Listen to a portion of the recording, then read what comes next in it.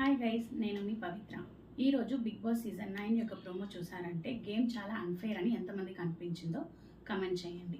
నాకు పర్సనల్గా ఇమాన్యుయల్ అండ్ కళ్యాణ్ని చూస్తే చాలా బాధ వేసింది. ఎందుకంటే వాళ్ళు చాలా కష్టపడి వాళ్ళ కంటెండర్షిప్ని గెలుచుకున్నారు, అందరం చూసాము. దాన్ని దృష్టిలో పెట్టుకొని డెమోన్ పవన్ తన డెసిషన్ని తీసుకొని ఉంటే చాలా బాగుండేది.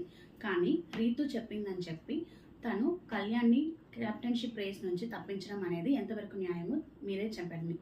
డెమోన్ పవన్ తన గేమ్లా కాకుండా తన రిలేషన్షిప్ని బిల్డ్ చేసుకోవడం కోసము, అలాగే రీతు యొక్క మాటని చాలా బ్లైండ్గా ఫాలో అయ్యాడని ఎంతమందికి అనిపిస్తుంది. అది అసలు కరెక్ట్ కాదు అని నాకు అనిపిస్తుంది. దానివల్ల కళ్యాణ్ తన కెప్టెన్షిప్ని కోల్పోయాడు. కెప్టెన్షిప్ని కోల్పోయినప్పటికీ తను ఆడియన్స్ మనసులను గెలుచుకుంటాడని నాకు అనిపిస్తుంది.